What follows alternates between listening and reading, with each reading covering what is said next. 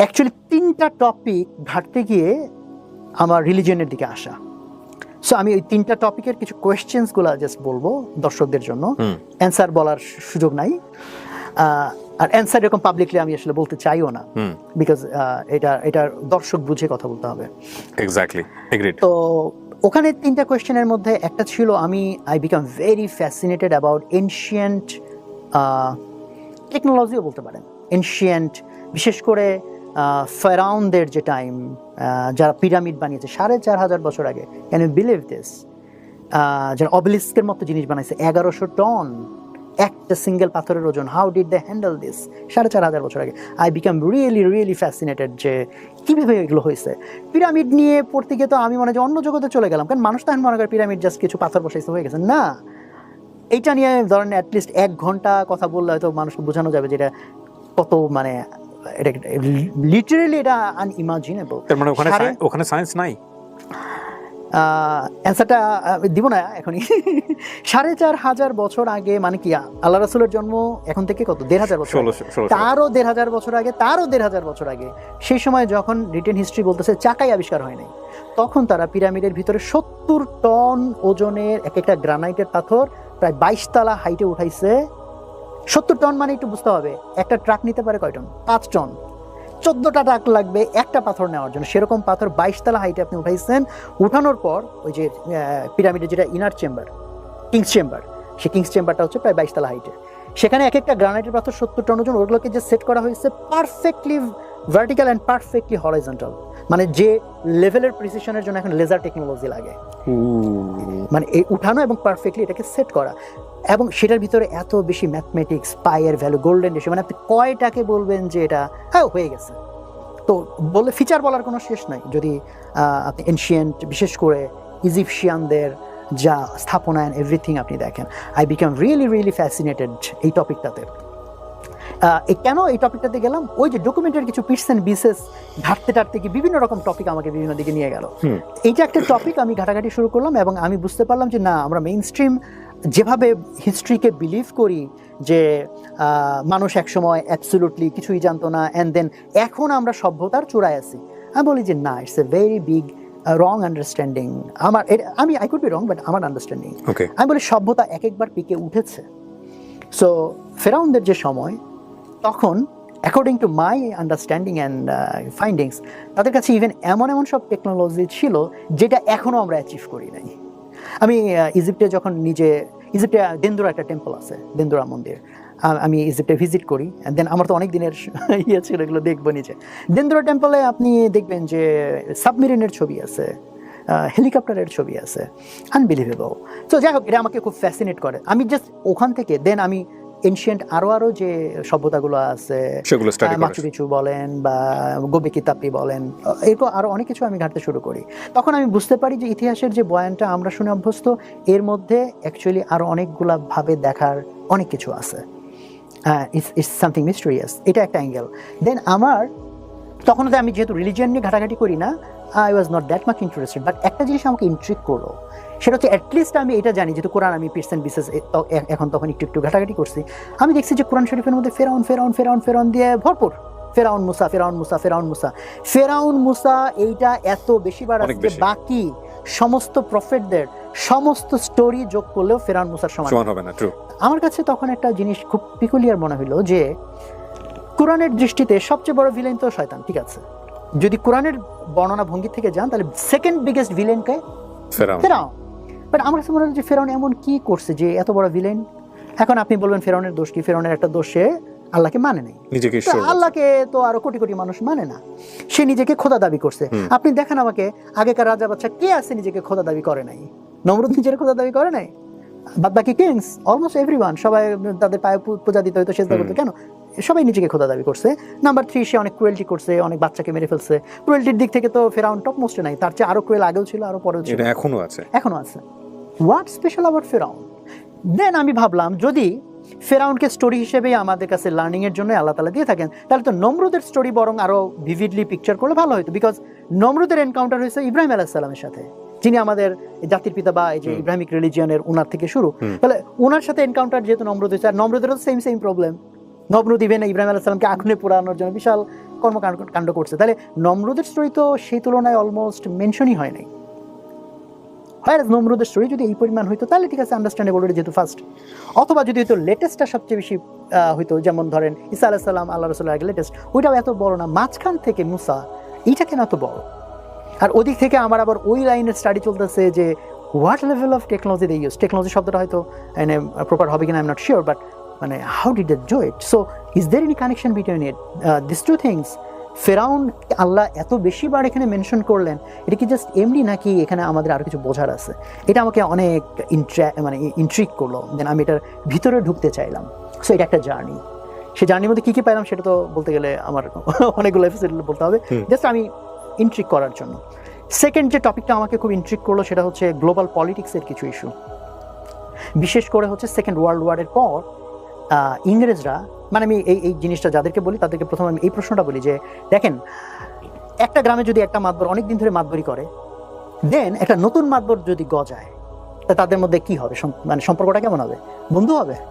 শত্রুতাপূর্ণ হবে, ভয়ঙ্কর রকম শত্রু হবে, একজন একজনকে পারলে মেরে ফেলবে।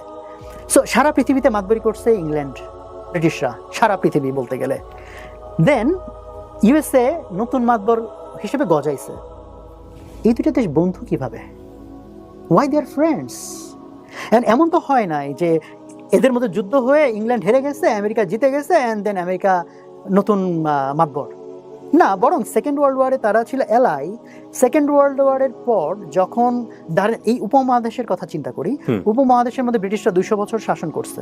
আমরা তাদের বিরুদ্ধে বিগেস্ট হয়তো তৈরি করতে পারছি সিপাহী বিপ্লব, সেটা তো 1857।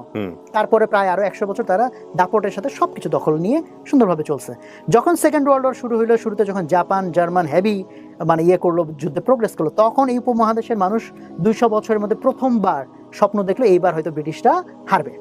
বাট সেই যুদ্ধে ব্রিটিশ হারে নাই, ব্রিটিশরা জিতছে। এখন চিন্তা করেন, ব্রিটিশরা যখন জিতলো তখন এই উপমহাদেশের মানুষ নেক্সট 300 বছরে চিন্তা করার সাহস পাওয়ার কথা যে ব্রিটিশদের সরাবে। আর ব্রিটিশরা এই প্রত্যেকটা কলোনি থেকে বিলিয়ন না ট্রিলিয়ন্স অফ ডলার কামাইছে, নীল চাষ বলেন, এটা বলেন, সেটা বলেন, এবং সবকিছু তাদের সেট করে ফেলছে। যুদ্ধে প্রত্যেকটা দলের ক্ষয়ক্ষতি হয়েছে। ওই সময় তো ইংল্যান্ডের আরো বেশি জেকে ধরার কথা কলোনিগুলোকে, সো দ্যাট এখান থেকে যুদ্ধের যা ক্ষয়ক্ষতি পোষাইতে পারে। হোয়ার এজ সেকেন্ড ওয়ার্ল্ডের পরে সে জাস্ট ছেড়ে দিল।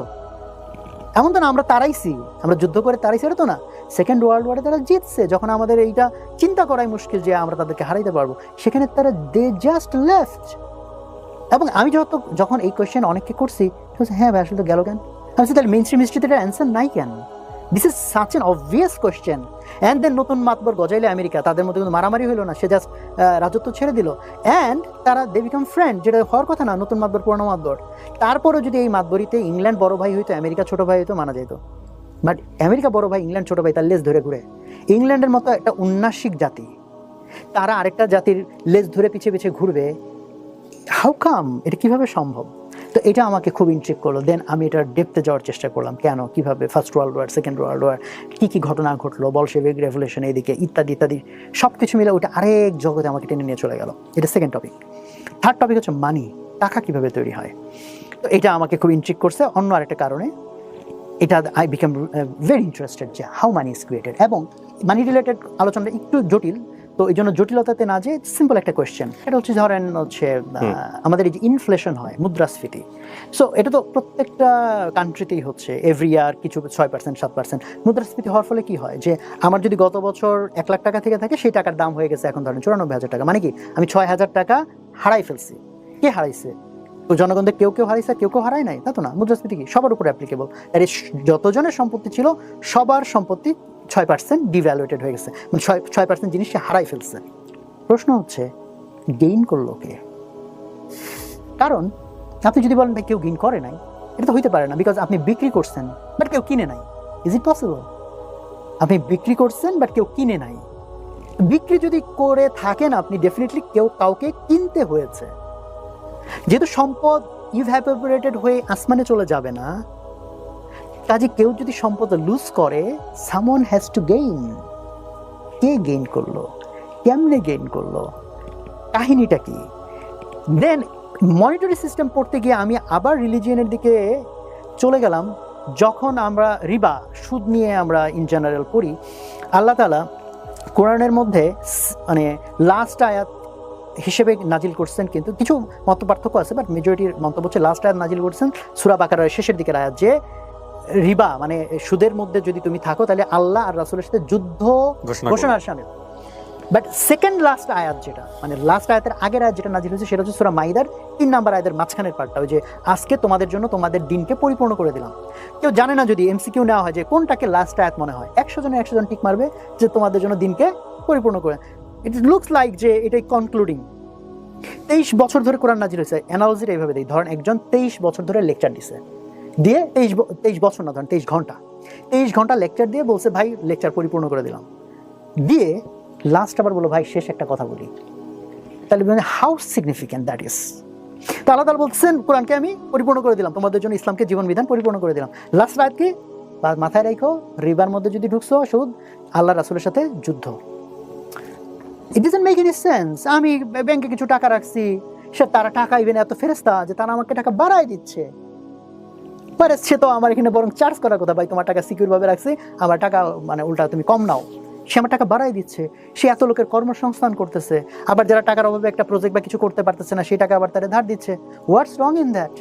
ঠিক আছে, এটার মাধ্যমে কিছু লোক হয়তো শোষিত হইতে পারে, কিছু লোকের হয়তো একটু লস টস হয়ে যেতে পারে, হ্যাঁ ওয়েল ঠিক আছে বুঝলাম, কিন্তু আল্লাহ রাসূলের সাথে যুদ্ধের কি হইলো এটা?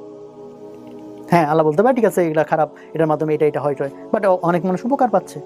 যুদ্ধ কিভাবে এটা আমার বুঝতে হবে, কিভাবে যুদ্ধ হইলো এটা। দেন আমার কাছে আরো ইন্ট্রিগিং মনে হইলো যেটা ফেডারেল রিজার্ভ ব্যাংক, যেটা আমেরিকার যেটা কেন্দ্রীয় ব্যাংক, যারা ডলার ছাপায়। আমি যখন প্রথম জানলাম যে এটা একটা প্রাইভেট ব্যাংক, আমার কাছে এটা আনবিলিভেবল যে বাংলাদেশের কেন্দ্রীয় ব্যাংক, বাংলাদেশ ব্যাংক যে টাকা ছাপায়, সরকারি ব্যাংক তাই না, সরকারের কন্ট্রোলে। আমেরিকার কেন্দ্রীয় ব্যাংক যেটা বলতে পারেন যে পৃথিবীর কেন্দ্রীয় ব্যাংক, সেই ফেডারেল রিজার্ভ ব্যাংক, সেটা একটা প্রাইভেটলি ওন্ড ব্যাংক। হ্যাঁ ওইখানে একটু কমপ্লেক্স বিষয় আছে, সরকার আর প্রাইভেট এন্টিটির ভিতরে একটা কিছু একটা একটু কমপ্লেক্স এটা মেকানিজম আছে, বাট স্টিল বটম লাইন হচ্ছে এটা মানে সরকারি ব্যাংক বলতে যাবো যে এটা না। কিভাবে সম্ভব সারা পৃথিবীর সেন্ট্রাল একটা ব্যাংক প্রাইভেট ব্যাংক, আর আমেরিকার লোকজন কিভাবে বিলের পক্ষে ভোট দিল এই এটাকে পাশ করানোর জন্য, যে একটা private bank will be central bank of this nation. তো এই সব মিলিয়ে মনিটারি সিস্টেম নিয়ে মানে রিলিজিয়ন কানেক্ট হচ্ছে, যে রিবা সুদ, সো ফেসবেল তোমার হচ্ছে সুদ তো খারাপ কিছু না, সো আসলে কি এখানে এমন কিছু আছে? আল্লাহ রাসূলের সাথে যুদ্ধ, হাউ, কিভাবে? এইরকম 3টা টপিক, এই 3টা টপিক যেটা আমি বললাম, একটা সেই এনশিয়েন্ট হিস্ট্রি, একটা বললাম গ্লোবাল পলিটিক্স, এন্ড একটা বললাম মনিটারি সিস্টেম। সো 3টা কিন্তু পরস্পর বিচ্ছিন্ন 3টা টপিক, রাইট? 3টা বিচ্ছিন্ন টপিক না, এই 3টা টপিক আসলে একটা টপিক। যখন আমি এটার ভিতরে ঢুকতে শুরু করি আমি গিয়ে দেন বুঝতে পারি 3টা জিনিস আসলে একটা সিঙ্গেল জিনিসের সাথে যুক্ত।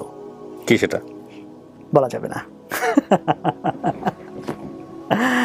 আমি এইখানে কারণ এই জার্নিটার মধ্যে দিয়ে তো আমার 2012 সালে তো এই টার্মোয়েলটা শুরু। 2012-র লাস্টের দিকে যখন আমি চলে আসলাম, অলরেডি কয়েক মাস ধরে এগুলো ঘাটতে আমার মাথা নষ্ট হওয়ার মতো পায়। মানে পৃথিবীটা আমি কিভাবে জানি, পৃথিবীকে কিভাবে চিনি, আর আপনার সমস্ত ওয়ার্ল্ড ভিউ চোখের সামনে দেখতেছেন যে কত বড় বড় মিথ্যা জিনিস আমার সামনে প্রেজেন্ট করে রেখে দিচ্ছে, অ্যান্ড একের পর এক জিনিসপত্র দেখে আপনি বুঝতেছেন যে মানে আপনার কাছে মনে হচ্ছে যে আমি কি স্বপ্নের মধ্যে না বাস্তবে। এই ঘোরের মধ্যে যখন আসি, অ্যান্ড দেন পুরা জিনিসটা একটা সেন্ট্রাল জিনিসের দিকে আমাকে নিয়ে যাচ্ছে, যেখান থেকে ওই সেন্ট্রাল জিনিসটা আমি বলবো না, বাট যেখান থেকে আমার মধ্যে ধারণা তৈরি হচ্ছে রিলিজিয়ন ব্যাপারটাকে আমি যেভাবে চিন্তা করছি এটাকে সিরিয়াসলি এখন চিন্তা করতে হবে। ওকে, তারপর কি হলো? তখন আমি ভাবলাম যে ওয়েল, বাট এত পড়ে আমার কাছে মনে হচ্ছে ওয়েল রিলিজিয়ন যদি সত্যি হয় তাহলে তো আমার জন্য বিপদ। বিকজ আমারই 12 বছরের লাইফস্টাইল, আমি যাদের সাথে মিশি, আমি যেভাবে সাকসেসকে ডিফাইন করি, আমার যা দৃষ্টিভঙ্গি, যাদের সাথে মিশি, সব কিছু মিলিয়ে, কারণ আমি এতদিন ধরে যেভাবে চলছি তাতে আমার কাছে এটা অকল্পনীয় আমার দাঁড়িয়ে টুপি থাকতে পারে, অকল্পনীয়। কারণ আমার অবস্থা এমন হলো যে আম্মা যখন টের পাইলো, যখন আমি ভার্সিটি চলে আসছি যে ছেলে তো নামাজ কালাম সব ছেড়ে, দেন দে গেট টু নো যে ছেলে তো ধর্ম থেকে দূরে চলে গেছে। আমার আম্মা লাস্টে বললো যে তোমার কাছে আমি কিচ্ছু চাই না, ধরো তুমি টাকা পয়সা আমার দিব কোনো, সেটা তো নাই, যে ধরো তুমি আমার সাথে ইভেন সম্পর্কও রাখবা না, মনে করো যে জাস্ট আমি কিচ্ছু না, তোমার ক্যারিয়ার না, তোমার রেজাল্ট না, কিচ্ছু না, তুমি জাস্ট পুরা নামাজ না, শুধু ফরজটুকু পড়বা। মানে কি পরিমাণ ডেসপারেট আম্মা হয়েছে যে আমি তো আর সে ধরা দিই না, আমি তাইরে নাইরে করি, এই বলি সেই বলি ইত্যাদি ইত্যাদি। তা আমার যা আসলে যত চোখের পানি আল্লাহর কাছে ফেলছে হয়তো সেটার কারণে কবুল আল্লাহ করেছে আমাকে, হয়তো আল্লাহ। কারণ আমি যেভাবে একটু টাইপের, একটু তেরা টাইপের, আমার জন্য হচ্ছে নর্মালি জাস্ট বিলিভ করা এটা আমার জন্য আসলে অনেক টাফ। আল্লাহ আমার জন্য একটা রাস্তা খুলে দিচ্ছেন যেটাতে, যে জার্নির থ্রুতে আমার জন্য এটা ইজি হয়েছে। আদারওয়াইজ জাস্ট বিলিভ করাটা আসলে মানে আমার জন্য ডিফিকাল্ট। ওই জার্নি থেকে তখন আমি বুঝলাম যে হ্যাঁ, রিলিজিয়ন মনে হয় সত্যি, অ্যান্ড এটা সিরিয়াস বিষয়, এটা জাস্ট এমন কোনো বিষয় না। তখন আমি ভাবতেছি যে আমার তাহলে একটু শিওর হবে, বাট আমি ভাবতেছি যদি রিলিজিয়ন সত্যি হয়, ওয়াও, তাহলে তো আমার পুরো লাইফস্টাইল, প্রত্যেকের একটা কমফোর্ট জোন থাকে না, তো সেই কমফোর্ট জোন আমার পুরো ভেঙে যাবে, আমাকে কমপ্লিটলি আমার লাইফকে নতুনভাবে চিন্তা করতে হবে। তো আমি ভাবছি থাক ভাই, আমার এত সত্যি জানা দরকার, লাইফ যেমনি আছে এমনি যাই। বাট এই যে এত সব টপিক আমাকে যেভাবে পোক করে, তাতে আমি তো আবার ভাবতেছি না ভাই, আমাকে সত্যিটা জানতে হবে। আবার ভাবতেছি ভাই সত্যি জানার দরকার নেই।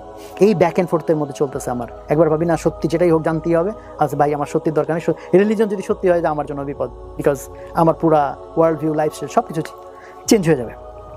তখন আমার মনে হয় সেই ব্যাক অ্যান্ড ফোর্থের মধ্যে দেন আমার এনাফ কারেজ তৈরি হইল, সাহস, আমি সাহস শব্দটাই বলবো, টু অ্যাকসেপ্ট দ্য ট্রুথ।